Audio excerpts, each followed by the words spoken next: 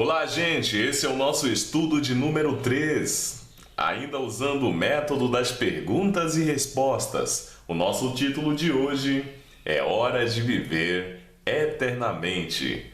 E a nossa primeira pergunta para você que está nos acompanhando é: que instrução Deus deu a Adão quando o colocou no Éden?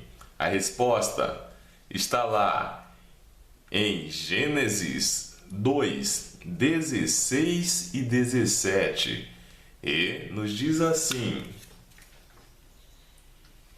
E o Senhor Deus lhe deu esta ordem: de toda árvore do jardim comerás livremente, mas da árvore do conhecimento do bem e do mal não comerás, porque no dia em que dela comeres, certamente morrerás. Em Gênesis 2, 16 e 17. Então, Adão sabia que no dia que ele desobedecesse, certamente ele morreria. Mas, continuando o nosso estudo com a nossa pergunta de número 2, que nos faz o seguinte questionamento: como Adão e Eva responderam à instrução de Deus? Vamos ver a resposta lá em Gênesis, capítulo 3, verso 6, e nos diz assim: Vendo a mulher que a árvore era boa para se comer, agradável aos olhos e árvore desejável para dar entendimento, tomou-lhe do fruto e comeu, e deu também ao seu marido e ele comeu. Gênesis 3, verso 6. Então, essa foi a decisão dos nossos primeiros pais ao se depararem com a árvore do conhecimento do bem e do mal. A nossa pergunta de número 3, a nossa pergunta 3 é assim: o que aconteceu quando Adão e Eva pecaram? A resposta a essa pergunta está lá em Romanos 5, verso 12, e nos diz assim: Portanto, assim como por um só homem entrou o pecado no mundo, e pelo pecado a morte, assim também a morte passou a todos os homens, porque todos pecaram. Então, meus queridos, essa é a razão de existir a morte. Essa é a razão. Porque sofremos tanto com a presença indesejada da morte. A pergunta de número 4. A pergunta é: nós podemos salvar a nós mesmos da nossa pecaminosa condição?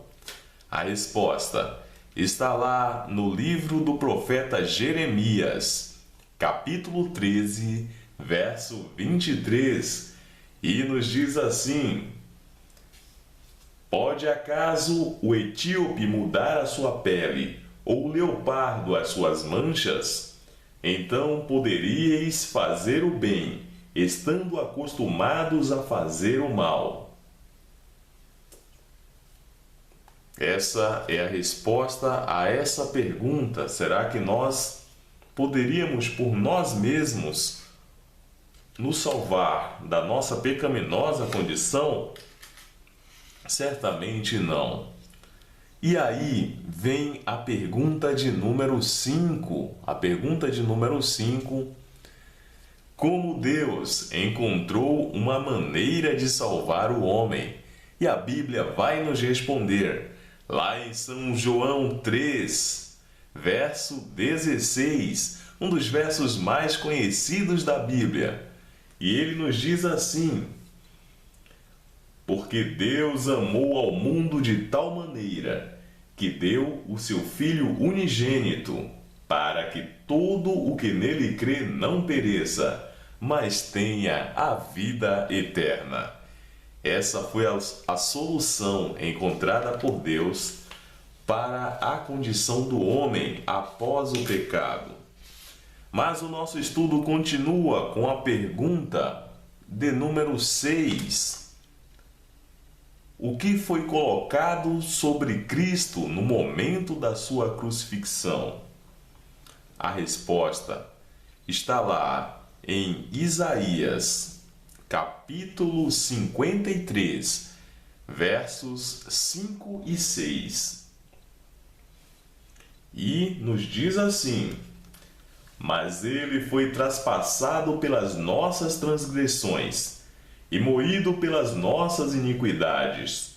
O castigo que nos traz a paz estava sobre ele, e pelas suas pisaduras fomos sarados. Todos nós andávamos desgarrados como ovelhas.